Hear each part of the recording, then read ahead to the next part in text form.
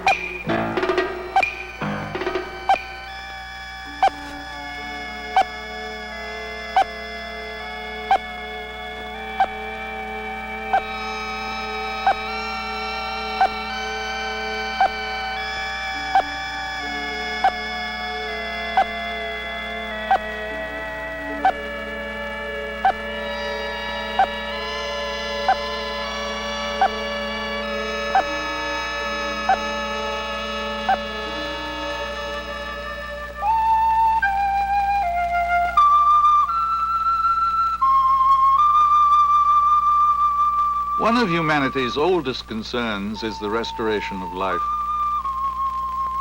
Early attempts to revive the dead and dying were often primitive and ineffective. Death looks like sleep, so man tried to arouse a victim by loud noises, slapping, and restoring warmth to the body with live coals. In drowning cases, the inversion method was the treatment of choice in Europe. By 1773, the Dutch became quite adept at rolling victims over barrels.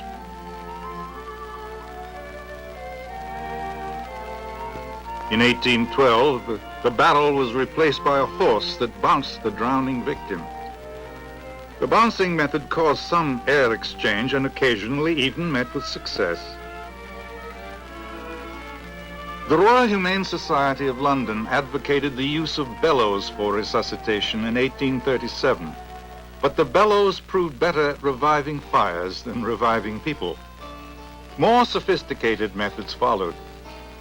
In 1857, England's Dr. Sylvester kept the victim face up to perform the first manual method of artificial respiration to be universally accepted. In 1903, the victim was turned face down again for the Schaefer prone pressure method. Then in 1932, the Holger-Nielsen technique was developed and its use became widespread.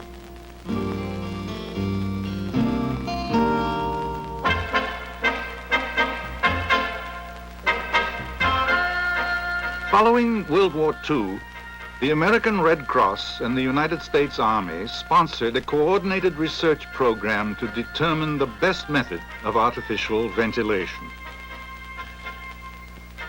A summary in the 1958 Journal of the American Medical Association stated, "These studies have indicated the unequivocal superiority of mouth-to-mouth resuscitation over all manual methods in all age groups." This scientific milestone brought about dramatic rescues in suffocation, drowning, choking, and other cases where breathing had stopped. But if the heart stopped, circulation also had to be restored. In 1960, Doctors Couwenhoven, Knickerbocker, and Jude at the Johns Hopkins Medical School made this breakthrough by developing a technique for artificial circulation. Today, artificial ventilation and artificial circulation are the recommended techniques of emergency resuscitation.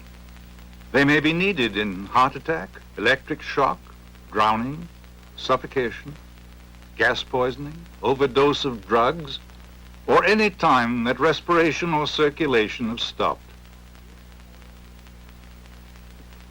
During normal respiration and circulation, oxygen is carried to all parts of the body by the cells in the bloodstream. If breathing or heartbeat stop, the brain, which is the most sensitive tissue of the body, may become seriously damaged after 4 to 6 minutes without oxygen. Chances of recovery decrease with each passing minute. Every second counts during these critical moments when a life hangs in the balance. To prevent irreparable brain damage, you must know the principles of basic life support.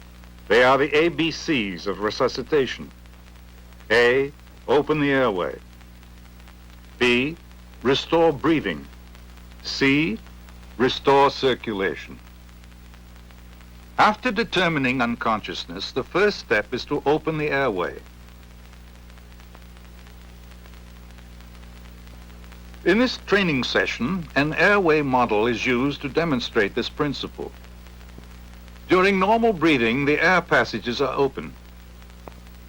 In an unconscious person, the head flexes and the jaw falls back. The tongue, which is attached to the jaw, falls against the throat and blocks the airway. The first thing in an emergency is to open the airway. The simplest way is the head tilt method. Lift the neck with one hand and tilt the head back with the heel of the other hand on the forehead. Opening the airway can also be achieved with the chin lift method. An alternative for more difficult cases is the jaw thrust method. Place the fingers at the angles of the jaw and thrust it forward as you tilt the head back. The thumbs are used to open the mouth. Often, opening the airway is all that is necessary for breathing to resume spontaneously. If breathing does not resume, immediately begin breathing for the victim by the mouth-to-mouth method. Keep the head tilted back. Seal the nose to prevent air from escaping. Open your mouth widely, take a deep breath, make a tight seal around the mouth, and blow in until you see the chest rise. Remove your mouth and watch the chest fall as the victim exhales. Repeat every 5 seconds. With every breath, you should see the chest rise and fall, and you should feel and hear the exhaled air. In an actual emergency, the initial maneuver after opening the airway is to give 4 quick, full breaths without allowing for full lung deflation between breaths. These first 4 breaths assure good lung expansion. Then, if breathing does not resume, continue mouth-to-mouth every 5 seconds. In cases where mouth-to-mouth is not effective, mouth-to-nose may be substituted. Lift the chin to close the mouth. Seal the lips with your cheek or thumb. Then blow through the nose. Sometimes it may be necessary to open the mouth for exhalation.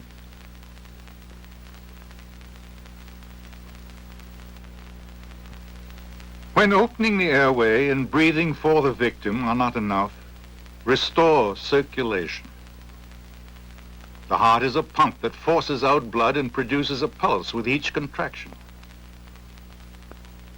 This heart is beating normally and is monitored on an oscilloscope, which shows the normal electrocardiogram.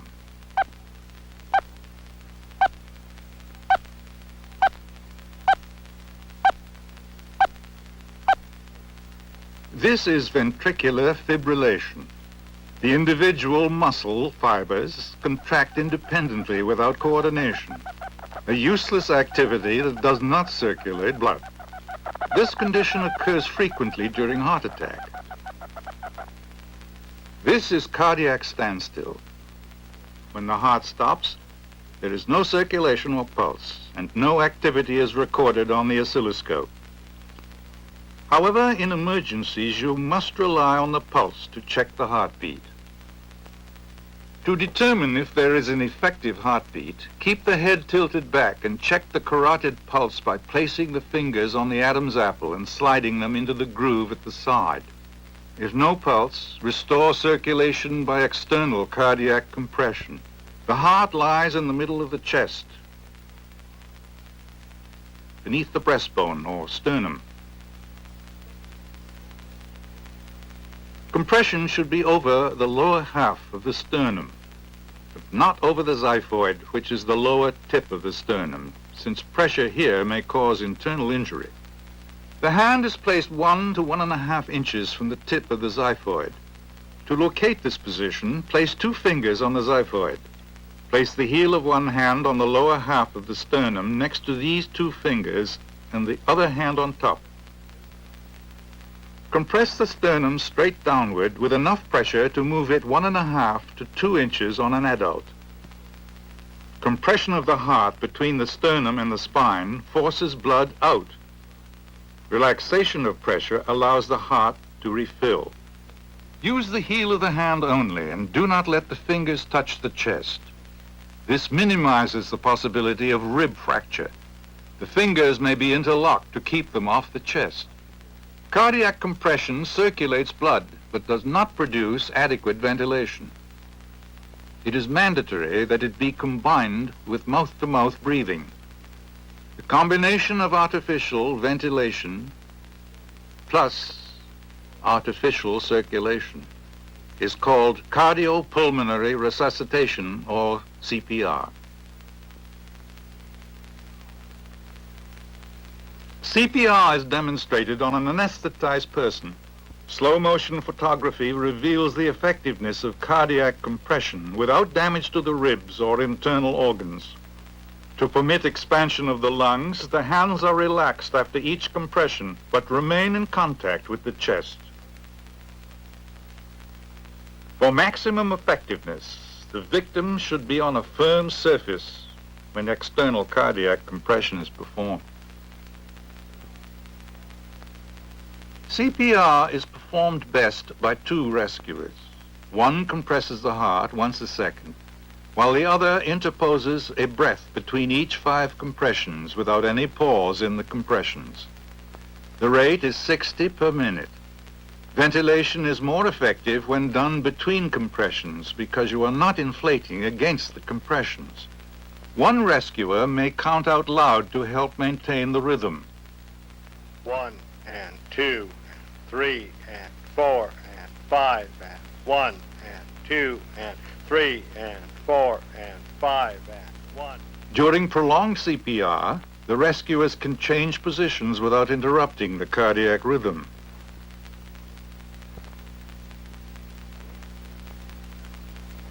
An important rule is never interrupt CPR for more than 5 seconds.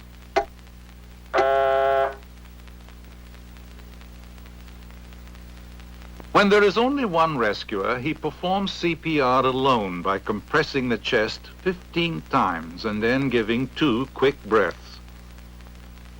To compensate for the time lost inflating the lungs, the compression rate must be faster, 80 per minute. This achieves a rate of approximately 60 per minute. Continue this 15 to 2 cycle until help arrives. In review, when there are 2 rescuers, compress the chest at a rate of 60 per minute and interpose a breath between each 5 compressions without a pause. Remember, with 2 rescuers, the compression-ventilation ratio is 5 to 1. The compression rate is 60 per minute. If there is only one rescuer, compress the chest faster at a rate of 80 per minute, and after each 15 compressions, give 2 quick, full ventilations. Again, with one rescuer, the compression-ventilation ratio is 15 to 2. The compression rate is 80 per minute. In review, the steps are: determine unconsciousness. If unconscious, open the airway. Look Listen and feel for breathing. If absent, give 4 quick breaths. Check the pulse. If absent, begin CPR at once.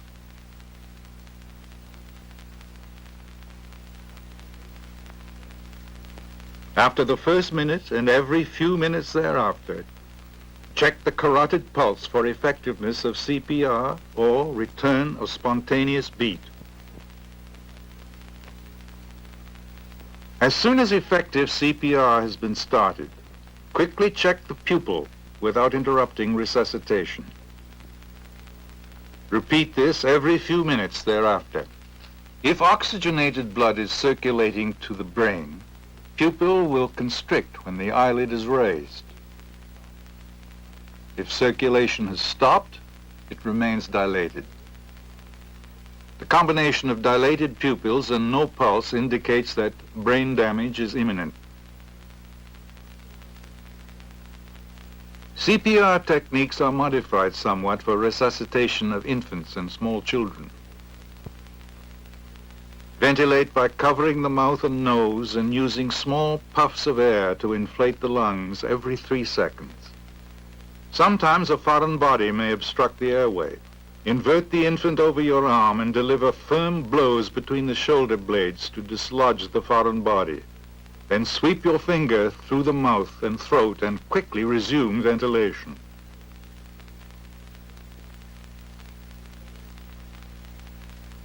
If air distends the stomach, expel it by pressing on the upper abdomen.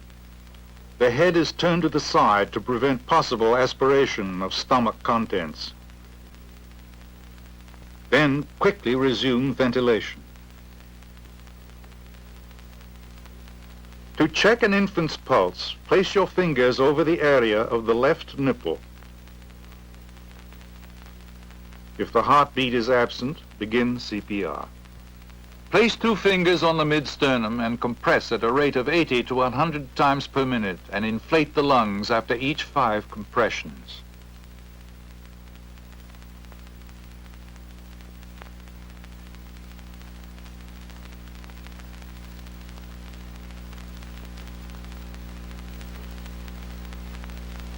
For children, effective compression can be achieved with the heel of only one hand.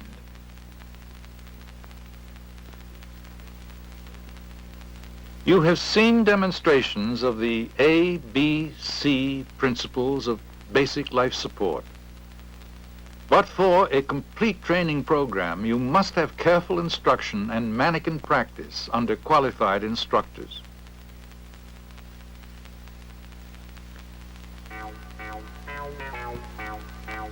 The following are reenactments where 1, 2, or all 3 of the A, B, C principles are used to save a life.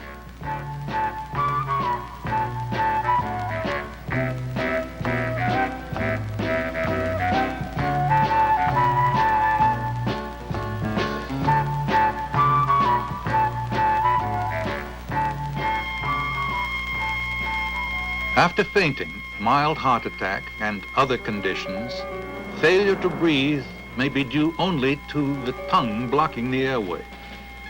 Opening the airway and feeling for the carotid pulse requires only a few seconds.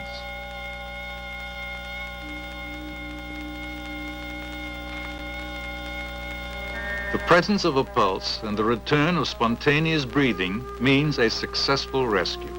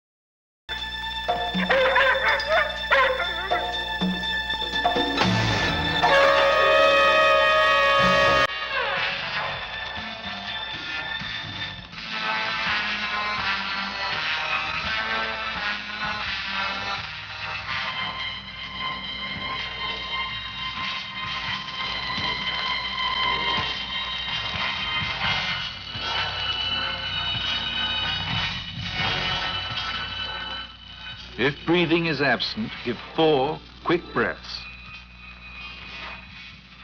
Check the pulse. Pulse is present, but breathing is absent. So continue mouth-to-mouth ventilation.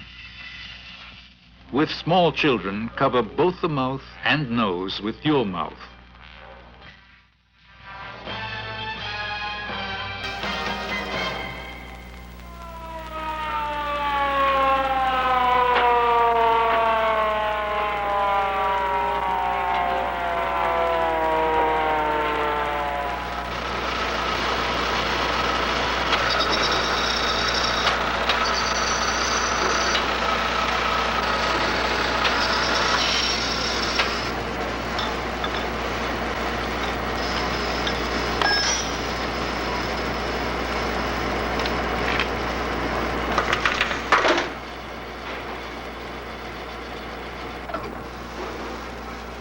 Pain and discomfort in the center of the chest are early warning signs of impending heart attack.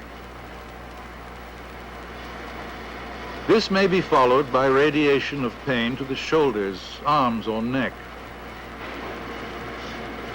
Weakness and sweating may also be present.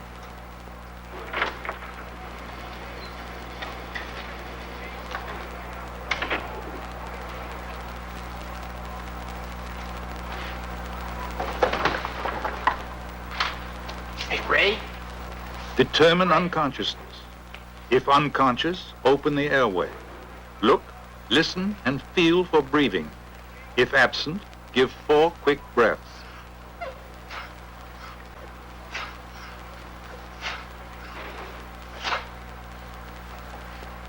Check the pulse.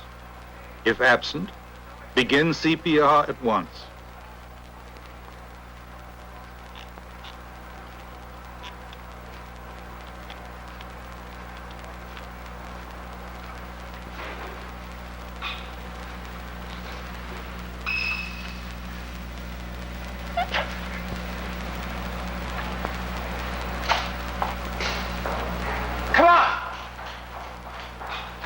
Quick, get emergency, 911, get an ambulance, quick.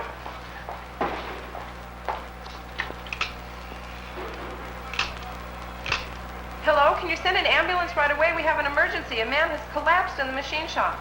Yes, 1625 Prospect. Squad 39, possible heart, 1625 Prospect.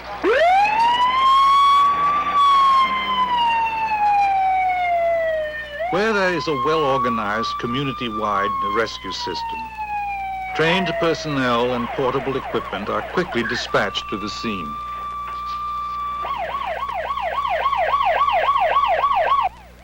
Effective CPR by the first rescuers at the scene can sustain a victim of cardiac arrest until advanced life support arrives.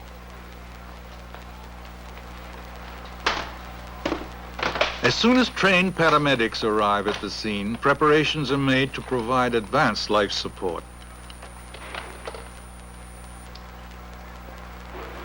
The heart rhythm is determined with paddle electrodes.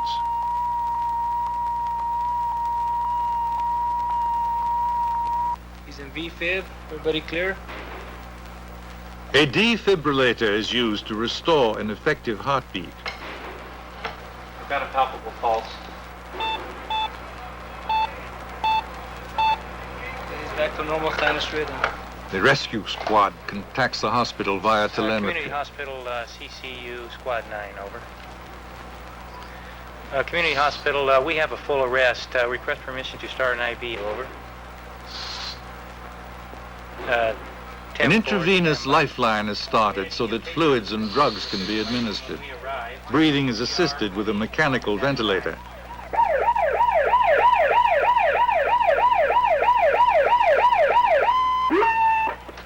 An ambulance and crew have also been dispatched to the scene to assist. Now have normal sinus rhythm. Assisting breathing with a mechanical ventilator. Okay, give him a 5-second shot. Some vitals. Lead 2 ECG to follow, community. BP 108 over 60, and the pulse is 84. Community vital signs are blood pressure 108 over 60, pulse of 84. Respirations are shallow and assisted. Over. Tempo community, that's 50 milligrams of lidocaine.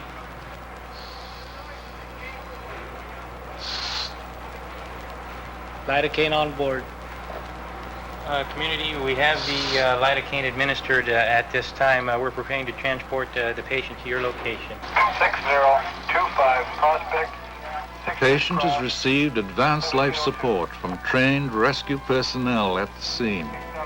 He is now stabilized and can be transported to the hospital. 4.5, southboard, 734, 1.5.